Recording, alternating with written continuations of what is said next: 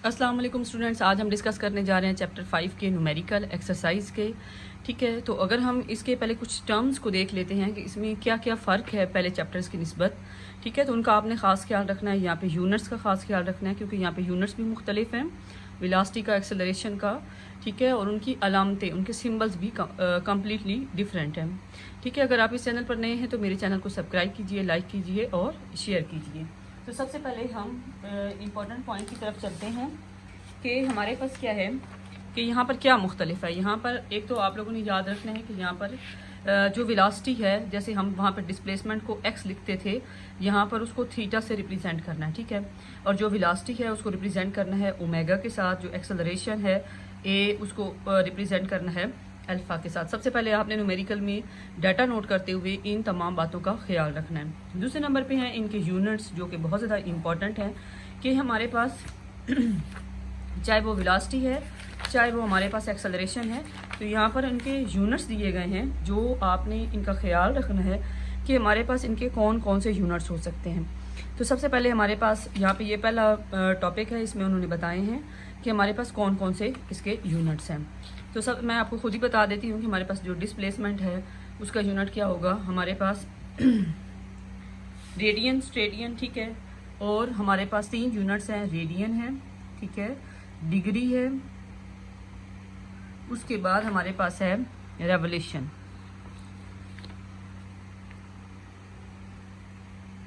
ठीक है, ये डिस्प्लेसमेंट के 3 यूनिट्स हैं। ठीक है, इस तरह से वेलोसिटी का यूनिट क्या होगा, रेडियन पर सेकंड। ठीक है, इनमें से कोई सा भी हो सकता है, डिग्री पर सेकंड, ठीक है, और रेवोल्यूशन पर सेकंड। इनमें से जो रेडियन है ये इनका एसआई यूनिट है। ठीक है, उसके बाद हमारे पास जो अल्फा है, मतलब एक्सेलरेशन, इसका यूनिट क्या होगा, रेडियन पर सेकंड स्क्वायर, डिग्री पर सेकंड स्क्वायर और रेवोल्यूशन पर स्क्वायर। तो ये 3-4 चीज़ें हैं जो पिछले पढ़े गए तमाम चैप्टर से बिल्कुल टोटली डिफरेंट है कि आपने एक्स को थीटा लिखना है, बी को ओमेगा लिखना है, ए को अल्फा लिखना है, और उनके जो यूनिट्स हैं वो रेडियन, डिग्री, रेवोल्यूशन है। बल्कि पहले क्या होते थे, मीटर होता था या मीटर पर सेकंड। ठीक है, मीटर पर सेकंड किया, तो यहाँ पे मीटर का यूनिट सबसे पहले चेंज हो चुका है, रेडियन, डिग्री, रेवोल्यूशन, क्योंकि यहाँ पे कौन सी मोशन है, सर्कुलर मोशन है। कौन सी मोशन है, सर्कुलर मोशन है। ठीक है, और एक और इम्पॉर्टेंट बात है जो कि आपके MCQs के लिए बहुत ज़्यादा इंपॉर्टेंट है। ठीक है, और वैसे भी यहाँ पर न्यूमेरिकल के लिए भी, कन्वर्जन के लिए बहुत इंपॉर्टेंट है कि 1 रेवोल्यूशन इक्वल है 2 पाई रेडियन के, और ये इक्वल है 360 डिग्री के। ये आपको बिल्कुल ज़बानी याद होना चाहिए MCQs को सॉल्व करने के लिए। ठीक है, तो ये आपके बहुत काम आएगा। अब हम चलते हैं एक्सरसाइज की तरफ। तो सबसे पहले हमारे पास ये कुछ इंपॉर्टेंट पॉइंट्स थे जो मैंने आपके साथ डिस्कस कर दी हैं। बाकी इसमें कोई मुश्किल नहीं है और न्यूमेरिकल भी बहुत आसान है, लेकिन इसमें एक चीज़ है कि आपको पता होना चाहिए कि आपने उसको राइट कैसे करना है और उसको देखना कैसे। सबसे पहले हमारे पास है न्यूमेरिकल नंबर 5.1। 5.1 में देखें कि हमारे पास है a tiny laser beam is directed from the earth to the moon. ठीक है, if the beam is to have a diameter of 2.5 meter at the moon. ठीक है, तो हमारे पास क्या है, सबसे पहले हमें क्या दिया गया है, सबसे पहले हमें दिया गया है कि हमारे पास एक टीनी लेजर बीम है। ठीक है, और वो कहाँ से आ रही है, वो अर्थ से मून की तरफ जा रही है। ठीक है, और उस beam to have a diameter, ठीक है, 2.50 at the moon. How small must divergence angle to for the beam? The distance of the moon from the earth is 3.8 metre. ये उसका हम 2.50 जो है ये इसका डिस्टेंस लिख देंगे कि बीम का जो डायामीटर है। ठीक है, और ये जो हमारे पास है उसका distance from the earth is 3.5, इसको हम आर से रिप्रेजेंट करेंगे। इसको किससे रिप्रेजेंट करेंगे, आर से, और इसको रिप्रेजेंट कर देंगे डिस्टेंस या फासले से। ठीक है, और हमारे पास हमने क्या फाइंड करना है, उसका एंगल फाइंड करना है। तो सबसे पहले हमारे पास देखें कि हमारे पास एस भी दिया गया, आर दिया गया है। तो सबसे पहला बेसिक फार्मूला इस चैप्टर का जो है वो है S is equal to R theta. ठीक है, तो हमारे पास हमने थीटा फाइंड करना है, थीटा को वहीं रहने दें, एस बाय आर कर दें। एस की जो वैल्यू है वो है 2.50 और जो आर की वैल्यू है वो 3.8 10⁻⁸ है। ठीक है, इसको जब आप डिवाइड करेंगे तो हमारे पास जो आंसर आएगा वो आएगा 6.6 10⁻⁻⁸ -9 रेडियन। मैंने अभी आपको यूनिट्स के बारे में पहले बता दिया है, ठीक है, कि आपने यूनिट्स के बारे में ख्याल रखना है कि हमारे पास यहाँ पर क्या आएगा, रेडियन आएगा। क्या आएगा, रेडियन, ठीक है। थीटा का रेडियन यूनिट है और ये रेडियन जो है ये SI यूनिट है, ठीक है, डिस्प्लेसमेंट का। यहाँ पे ये कौन सा डिस्प्लेसमेंट है, ये एंगुलर डिस्प्लेसमेंट है। ये कौन सा डिस्प्लेसमेंट है, एंगुलर डिस्प्लेसमेंट है, ठीक है। तो उसके बाद हम चलते हैं 5.2 पर। न्यूमेरिकल बहुत आसान है, लेकिन इसमें सिर्फ समझदारी जो है वो उसको जज करना है कि आपने इसको लिखना कैसे है। 5.2 है, gramophone record the turntable accelerate from rest to an angular velocity, ठीक है। हमारे पास एक ग्रामोफोन है, वो रिकॉर्ड करना है टर्न टेबल एक्सेलरेट फ्रॉम, उस टर्न टेबल एक्सेलरेट कर रहा है rest to an angular velocity, rest to an angular, मतलब उसकी वाली वेलोसिटी क्या है, 0 है, ठीक है, वो रेस्ट पर था, और उसके बाद उसके एंगुलर जो वेलोसिटी है वो कितनी है, 45 रेवोल्यूशन पर मिनट, ठीक है, इन 1.60 सेकेंड। तो हमें क्या दिया गया, हमें 3-4 बातें बता दी गई हैं यहाँ पर इकट्ठी, कि हमारे पास सबसे पहले क्या है, उसकी इनिशियल वेलोसिटी क्या है, 0 है, इनिशियल वेलोसिटी क्या है, 0 है, ओमेगा क्या है 4.5 फाइनल वेलोसिटी, और टाइम कितना है 1.60। उसके बाद वो कहता है कि हमारे पास आप फाइंड करें इसका टाइम, इसका फाइंड करें acceleration, calculate its average angular acceleration. हमने क्या कैलकुलेट करना है, इसका एंगुलर एक्सेलरेशन फाइंड करना है। तो क्या फाइंड करना है, अल्फा। मैं आपको पहले यहाँ क्लियरली बता चुकी हूँ कि हमारे पास जो है ये टर्म्स हैं, यहाँ पर ये जो वेलोसिटी है, इस वेलोसिटी को हम लीनियर वेलोसिटी बोलते हैं, ठीक है, और ये जो वेलोसिटी होगी इसको हम बोलेंगे एंगुलर वेलोसिटी। इस तरह से ये हमारे पास एंगुलर डिस्प्लेसमेंट है, ठीक है, और ये हमारे पास क्या है, ये हमारे पास एंगुलर एक्सेलरेशन है। तो ये बातें आपने अच्छे से याद रखनी है ताकि आपको न्यूमेरिकल जो है वो उसमें कोई गलती नहीं होनी चाहिए। उसके बाद इम्पॉर्टेंट तरीन चीज़ कि मैंने आपको बताया था अभी चैप्टर के स्टार्ट में कि रेवोल्यूशन पर मिनट, ये भी इसका वेलोसिटी का यूनिट है, लेकिन इसका जो SI यूनिट है वो क्या है, वो इसका रेडियन है। तो हमने इस रेवोल्यूशन को किस में तब्दील कर देना है, रेडियन में तब्दील कर देना है। तो 1 रेवोल्यूशन हमने पीछे देखा किसके बराबर है, 2 पाई रेडियन के, और 2 पाई रेडियन किसके बराबर है, 360 डिग्री के। ये आपको ज़बानी याद होना चाहिए। तो हमें अभी तक सिर्फ ज़रूरत है इतने सारे फार्मूला की। तो हम क्या करेंगे कि 1 रेवोल्यूशन, ये 1 रेवोल्यूशन है, इसकी जगह पे क्या लिख देंगे, 2 पाई रेडियन, और यहाँ पे मिनट है, तो मिनट में कितने सेकंड होते हैं, 60 सेकंड होते हैं, ठीक है, 45, ठीक है। रेवोल्यूशन की जगह पे क्या लिखेंगे, 2 पाई रेडियन ओवर, ठीक है, मिनट की जगह पे क्या लिखेंगे, 60 सेकंड, ठीक है, 60 सेकंड। तो इसको अगर आप डिवाइड वगैरह कर दें, पाई की वैल्यू आपको पता है अच्छे से, पाई की वैल्यू क्या होती है, 45 मल्टीप्लाई बाय 2, 3.14, ये आपने याद, 60, और ये हमारे पास यूनिट क्या बन गया, radian per second, radian per second, ठीक है। अगर हम लोग इसको डिवाइड कर ले, मल्टीप्लाई करें और डिवाइड करें, तो हमारे पास जो आंसर आएगा वो इनका आंसर आएगा 4.71 रेडियन पर सेकेंड। तो ये वाली यहाँ पे ये बात बहुत इंपॉर्टेंट थी कि हमने इनके यूनिट्स का ख्याल कैसे रखना है और यूनिट्स को कन्वर्ट कैसे करना है, ठीक है। ये यूनिट आपको लाजमी कन्वर्ट करना आना चाहिए, क्योंकि वहाँ पर वो वैल्यू चेंज भी कर सकता है। मतलब 45 है तो आपको आंसर ज़बानी याद कर लेते हैं कि 4.71 आएगा, लेकिन अगर वो 45 की जगह कोई और वैल्यू 44 भी कर दे तब भी आपका आंसर गलत हो जाएगा। तो आपने इसकी कन्वर्जन सीख लेनी है ताकि वहाँ पे कोई भी वैल्यू आ जाए आप उसे कन्वर्ट कर सकें। इसके बाद हमने एक्सेलरेशन का फार्मूला लगाना है। जैसे कि हमें पता है कि एवरेज एक्सेलरेशन का फार्मूला हमने पीछे पढ़ा है, किसके बराबर होता है, एवरेज के लिए omega f omega i by delta t, मतलब change in velocity over change in time. आपको अच्छे पता है एक्सेलरेशन की डेफिनेशन भी क्या है, यही है कि डेल ओमेगा बाय डेल्टा, ठीक है। Change in angular velocity is equal to angular acceleration, तो वो एक्सेलरेशन कहलाता है, ठीक है। तो यहाँ पे ओमेगा एफ हमारे पास कितना आया है, अभी हमने निकाला है 4.71 और ओमेगा आई 0 है, डेल्टा टी 1.60 है, ठीक है। आप इन दोनों वैल्यूज़ को क्या कर दें, आप डिवाइड कर दें तो हमारे पास आंसर आ जाएगा। आप देखें कि न्यूमेरिकल बहुत आसान था, लेकिन इसमें सिर्फ एक ही ट्रिकी पॉइंट था, वो था इसका जो यूनिट चेंज करना है। अब इसका यूनिट क्या होगा, हमने पीछे यूनिट सारे इकट्ठे देख लिए हैं, तो इसका ऐसा यूनिट क्या होगा, radian per second square, radian per second square. तो आपने हमेशा ऐसा यूनिट लिखना है इसका, इस पूरे चैप्टर में रेडियन, ठीक है। उसके बाद हम चलते हैं 5.3 पर। ठीक है। 5.3 में वो क्या कहता है कि हमारे पास क्या है, a body of movement of inertia आए, ठीक है, एक बॉडी का मूवमेंट ऑफ इनर्शिया, ठीक है, आपने इस चैप्टर में डिटेल में पढ़ा है, आए 0.80 kilogram metre square about a fixed axis rotate with a constant angular velocity of 100 radian per second, ठीक है। उसकी वेलोसिटी कितनी दी गई है और यहाँ पर ऐसा यूनिट में दी गई है तो हमारे लिए आसानी होगी, हमें यूनिट चेंज नहीं करना पड़ेगा। Calculate its angular momentum L and the torque to sustain this motion. तो हमने यहाँ पर क्या करना है कि हमें आई मोमेंट ऑफ इनर्शिया दिया गया है, ओमेगा एंगुलर वेलोसिटी दी गई है और हमें कहा गया है एंगुलर मोमेंटम। जिस तरह से आपने पीछे देखा कि हमने इस चैप्टर में सीखा यही है कि लीनियर क्वांटिटी से एंगुलर की तरफ कैसे जाना है, ठीक है। तो यहाँ पे ये लीनियर है x v a, इस तरह से आपने पीछे पढ़ा है मोमेंटम p, ठीक है।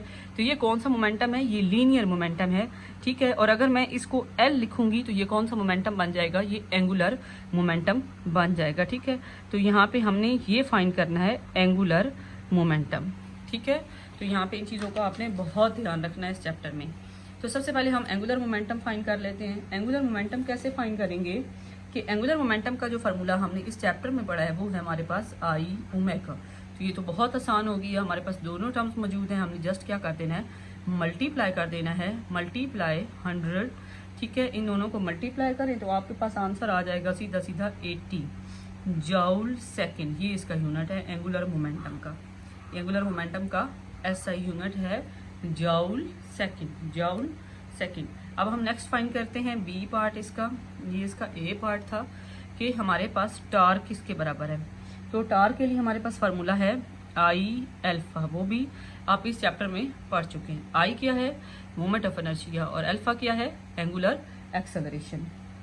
वो कहता है कि यहाँ पर आपने देखा कि हमारे पास एक तो उसका इस पॉइंट पर देखें कि about a fixed axis rotate with its constant angular velocity. अच्छा आप ये बताएं, पिछले न्यूमेरिकल में अभी हमने देखा है कि अगर वेलोसिटी चेंज होगी, एंगुलर वेलोसिटी चेंज होगी तो एक्सेलरेशन होगा बॉडी में, ठीक है। तो यहाँ पर वेलोसिटी क्या है, कांस्टेंट है, वेलोसिटी क्या है, कांस्टेंट, तो एक्सेलरेशन क्या होगा, 0 होगा।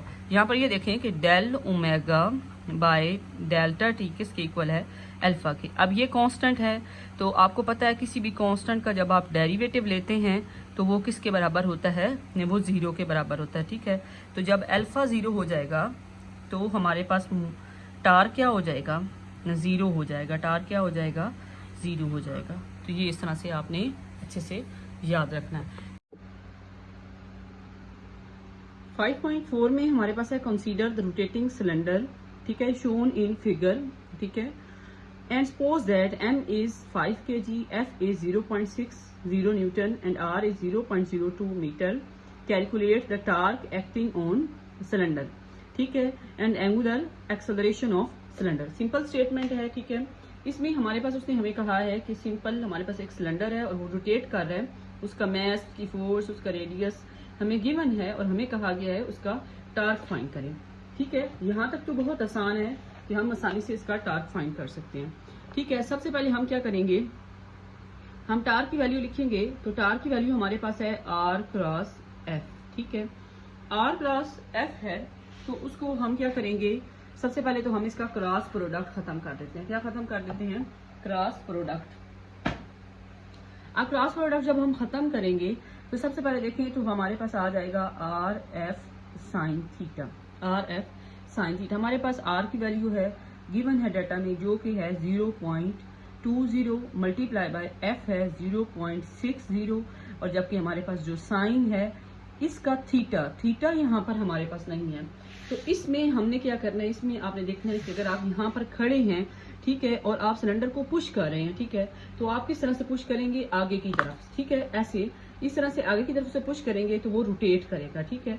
और उसका जो रेडियस है और आपकी जो फोर्स है, ये फोर्स, और इस तरह से अगर आप इसे इस तरह से पुश कर रहे हैं तो इन दोनों के दरमियान एंगल जो है वो क्या है, 90 का एंगल है। क्या है, अगर लेट्स सपोज मैं कहती हूँ कि ये मेरे पास क्या है, सिलेंडर है, ठीक है, और मैंने सिलेंडर को घुमाना है तो मैं इसको इस तरह से करके घुमाऊंगी, ठीक है।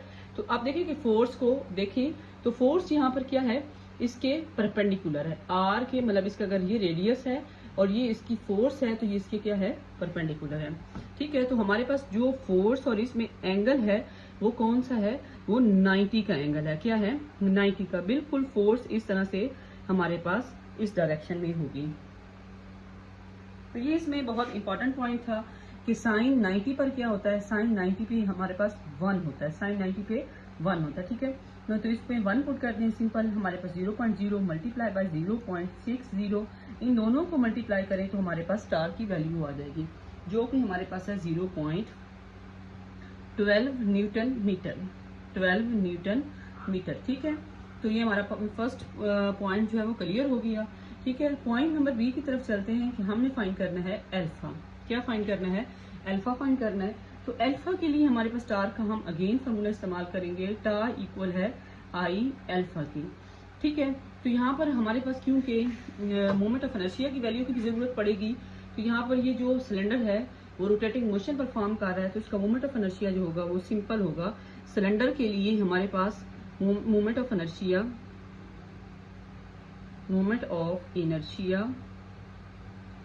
For cylinder.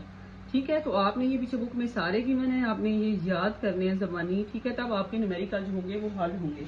सिलेंडर के लिए जो मोमेंट ऑफ इनर्शिया वो हमारे पास होगा 1/2 mr², 1/2 mr²। तब अल्फा हमने क्या करना है, फाइंड करना है। अब देखिए कि हमारे पास तमाम वैल्यूज मौजूद है, टा भी है, mr²। ठीक है, अल्फा हमने क्या करना है, फाइंड करना है। तो अल्फा को यहीं पे रहने दें, 2 को दूसरी साइड पे मल्टीप्लाई करें तो 2 टा बाय mr²। ठीक है, इस तरह से ये सिंप्लीफाई हो जाएगा और आप आसानी से इसे सॉल्व आउट कर सकते हैं। तो हमारे पास क्या है, नेक्स्ट हमारे पास क्या है कि हम वैल्यूज पुट करेंगे, 2 मल्टीप्लाई बाय 0.12 बाय हमारे पास क्या होगा, m की वैल्यू क्या है 5। ठीक है, और हमारे पास जो r की वैल्यू है वो 0.20 है। ठीक है, इन दोनों वैल्यूज को आप आपस में मल्टीप्लाई करें, डिवाइड करें, तो हमारे पास अल्फा की जो वैल्यू आएगी वो आएगी, अल्फा इक्वल होगा 1.2 रेडियन, r का स्क्वायर भी होगा। ठीक है, रेडियन पर स्क्वायर। ठीक है, मैंने आपको पीछे बताया था कि इनकी यूनिट्स आपने किस तरह से सॉल्व करने हैं, क्योंकि इनकी जो यूनिट्स है यहाँ पे वो टोटली डिफरेंट है, और रेडियन पर सेकंड स्क्वायर जो है वो इसका एसआई यूनिट है, और अल्फा यहाँ पर क्या है, एक्सेलरेशन है। अल्फा हमारे पास क्या है, यहाँ पर एक्सेलरेशन है, और कौन सा एक्सेलरेशन है, एंगुलर एक्सेलरेशन है। उसके बाद हम चलते हैं 5.5 पर। 5.5 जो है ये थोड़ा सा जो है देखने में मुश्किल है, लेकिन करने में बहुत आसान है। थोड़ी सी आपको इस पे तवज्जो देनी होगी। सबसे पहले है calculate the angular momentum of a star of mass. हमारे पास एक स्टार है जिसका मैस कितना है, 2 मल्टीप्लाई बाय 10⁻30। आपने स्टार पे फोकस करना है, क्योंकि हमारे पास जो स्टार है उसको हम एज अ स्फीयर काउंट करेंगे। एंड अ रेडियस, उसका रेडियस गिवन है, if it makes 1 complete rotation about its once in 20 days. अगर हमारे पास एक स्टार है, वो एक कंप्लीट रोटेशन जो अपनी मुकम्मल करता है वो कितने दिनों में करता है, 20 दिनों में करता है, तो वो कहता है कि what is it's kinetic energy. दो चीजें उसने हमें मालूम करने के लिए कही हैं, एक कहा है कि एंगुलर मोमेंटम फाइंड करें, और एक कहा है काइनेटिक एनर्जी फाइंड करें। क्या फाइंड करें, काइनेटिक एनर्जी। तो यहाँ पर हम क्या करेंगे, एंगुलर मोमेंटम कैसे फाइंड करेंगे, क्योंकि कोई भी बॉडी जो सर्कुलर मोशन परफॉर्म कर रही होती है वहां पर एंगुलर मोमेंटम जो होता है उसका हमेशा रहता है कंजर्व। तो इस वजह से यहाँ पर हम इस्तेमाल करेंगे लॉ ऑफ ये conservation of angular momentum. L equal है आई ओमेगा के।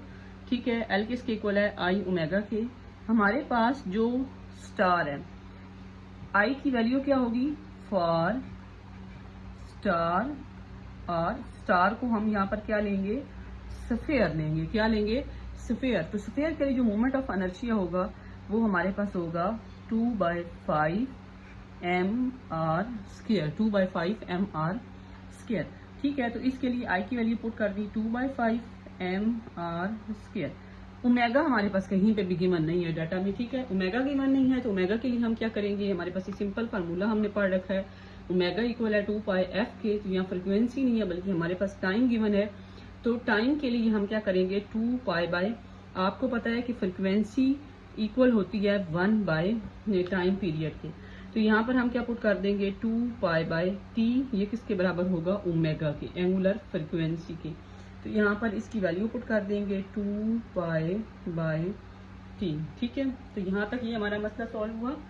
यहाँ पर टी गिवन था 20 डेज में, किस में 20 डेज में। बच्चे इसको देखकर बहुत परेशान हो जाते हैं, क्या मेरा न्यूमेरिकल हल नहीं हो सकता, मुझे तो कन्वर्ट करना नहीं आता। अब देखिए डेज को हमने ले जाना है किस में, सेकंड्स में। तो अब देखिए 20 डेज, डे में एक दिन में कितने घंटे होते हैं 24 घंटे होते हैं। एक घंटे में कितने मिनट होते हैं 60 मिनट होते हैं। और 60 मिनट में कितने सेकंड होते हैं 60 सेकंड होते हैं। तो आपने याद रखना है, बस आपने ये 3 वैल्यूज पुट कर देनी है, इनको मल्टीप्लाई करना है, तो आपके पास ये सिंप्लीफाई हो जाएगा, ठीक है। अब हम इसमें वैल्यूज पुट कर देंगे। थोड़ी सी जब आप वैल्यूज पुट करेंगे तो ये थोड़ी सी बड़ी वैल्यू बन जाएगी। जैसे 2 को इसके साथ मल्टीप्लाई कर देंगे तो 4m/² पाए आ गया ऊपर, और नीचे क्या आ गया 5t। अब इसमें वैल्यू पुट कर दें तो हमारे पास वैल्यू जो होगी वो क्या होगी 4m क्या है 2 × 10⁻30, ठीक है। r क्या है 7 × 5 का स्क्वायर, ठीक है। और पाए क्या है, पाई की वैल्यू आपने ज़बानी याद रखनी है 3.14, ठीक है। और 5 मल्टीप्लाई बाय टी हमारे पास क्या है 1728 10⁻3, ठीक है। इसको आप मल्टीप्लाई करते हुए आपने ध्यान रखना है, बहुत ज्यादा एहतियात के साथ हमने इसे मल्टीप्लाई करना है। और इसकी पावर को बेशक आप चाहें तो अलग कर सकते हैं। अब देखिए कि हमारे पास यहाँ पे जैसे है ये, अगर हम इसका स्क्वायर लें, ठीक है, तो आप 7 को 7 से मल्टीप्लाई करेंगे तो हमारे पास 49 आएगा। लेकिन आपने पावर को यहाँ पे जस्ट मल्टीप्लाई 5 2 10, तो कितनी पावर हो जाएगी टोटल हमारे पास 40 हो जाएगी। और नीचे कितनी है 3 है, ठीक है। तो हमारे पास ये ऊपर जाकर क्या होगी माइनस हो जाएगी इसमें से। इस तरीके से आपने इसे,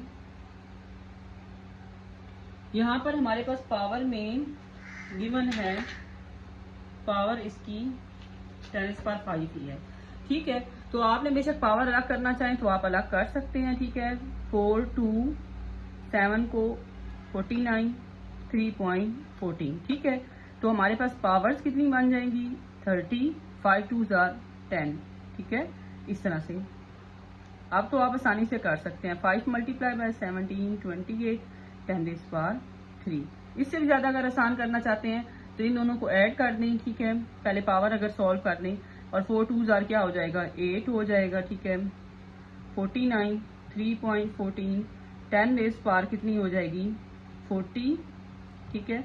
और नीचे कितनी हो गई है 5 17 28 10⁻3, ठीक है। अगर आप इसे मल्टीप्लाई कर लेंगे, इन तीनों को मल्टीप्लाई कर दें, इन दो को मल्टीप्लाई कर दें और इसे डिवाइड कर देंगे तो आपका आंसर कभी भी गलत नहीं होगा। लेकिन अगर आप इतनी बड़ी वैल्यू और इतनी कम्प्लेक्स वैल्यू को कैलकुलेटर में पुट करेंगे तो कैलकुलेटर इतनी बड़ी डिवाइस नहीं होती, बल्कि उसका आंसर आपका गलत हो जाता है, ठीक है। इस वजह से कोशिश करें कि थोड़ा सा उसे सिंप्लीफाई कर लिया करें। तो हमारे पास जो इसका आंसर आएगा वो हमारे पास होगा वो 1.4 10⁻, सॉल्व करने के बाद 1.4 10⁻42 L है। तो इसका जो होगा हमारे पास यूनिट है वो जॉउल सेकंड है, जॉउल सेकंड है, ठीक है। तो यहाँ तक हमारे पास ये इसकी थोड़ी सी कुछ न्यूमेरिकल ऐसे होते हैं क्योंकि कैलकुलेशन मुश्किल होती है, तो यहाँ पर इसकी थोड़ी सी मल्टीप्लिकेशन वगैरह का प्रोसेस जो था वो मुश्किल था। नेक्स्ट हमारे पास है, हमने बी पार्ट में फाइंड करनी है इसकी काइनेटिक एनर्जी, जो कि हमारे पास एंगुलर मोशन के लिए जो इसका फार्मूला है वो हमारे पास है 1/2 I ओमेगा स्क्वायर है, 1/2 I ओमेगा स्क्वायर। फिर दोबारा से हमने क्या करना है कि वो सारी वैल्यूज, मतलब मूवमेंट ऑफ इनर्शिया दोबारा पुट करना है, किसके लिए स्टार के लिए, स्फीयर के लिए, और ओमेगा की वैल्यू भी दोबारा पुट कर देनी है 2 पाई/t, ठीक है। 1/2 2/5, ठीक है, mr², ठीक है, mr², और ओमेगा की वैल्यू क्या है 2 पाई/t का स्क्वायर, ठीक है। यहाँ पे स्क्वायर है, यहाँ पे थोड़ा सा ध्यान रखना है। यहाँ पे देखिए 2 2 से कैंसिल हो जाएगा, mr²/5 4 पाई²/t², ठीक है। तो आप इसको इस तरह से लिख सकते हैं 4 पाई² mr²/5t²। अब हम क्या करेंगे, इनकी वैल्यूज पुट कर देंगे 4 3.14 का स्क्वायर, ठीक है। m की वैल्यू हमारे पास है 2 10⁻30, ठीक है। और r की वैल्यू है 7 मल्टीप्लाई बाय 10⁵ का स्क्वायर। 5 मल्टीप्लाई बाय 3 की कितनी है 17, 28 10⁻3। अब आप इसे क्वेश्चन की तरह चाहें तो इनकी पावर्स को सॉल्व कर सकते हैं, एक को अलग कर सकते हैं, ठीक है। मतलब एक एक का आप अलग से क्या ले लें, स्क्वायर लें और इसको सॉल्व करें। सॉल्व करने के बाद हमारे पास जो इसका आंसर आएगा वो आएगा 25.48 10⁻35 जूल। अगर किसी बच्चे से नहीं होता तो आपने परेशान नहीं होना, बल्कि आपने क्या करना है कि आपने एक एक स्टेप करके करना है। इस तरह से नहीं कि इकट्ठा डाटा पुट कर दिया। जैसे इसकी पावर है इसको हम कर सकते हैं, 5 2 10 हो जाएगा, 7 7 49 हो जाएगा, ठीक है। और इसका स्क्वायर ले लेंगे 3.14 का, तो आप इसका पहले स्क्वायर ले लें, फिर इन सबको अलग करें, अलग करके मल्टीप्लाई करें, तब आपका आंसर जो होगा वो बिल्कुल क्या होगा, एक्यूरेट होगा। ये हमारे पास किसकी वैल्यू आ गई, काइनेटिक एनर्जी की। आप चाहें तो इसके डेसिमल को मूव करवाएंगे तो यहाँ पर हमारे पास क्या आ जाएगा, 36 आ जाएगा। तो इस तरह से हमारे पास ये क्वेश्चन मुकम्मल हो गए, ठीक है। अगर आपको अच्छे से वीडियो समझ आई है तो लाजमी कमेंट कीजिएगा, अपने फ्रेंड्स के साथ शेयर कीजिएगा। ओके जी, अल्लाह हाफिज।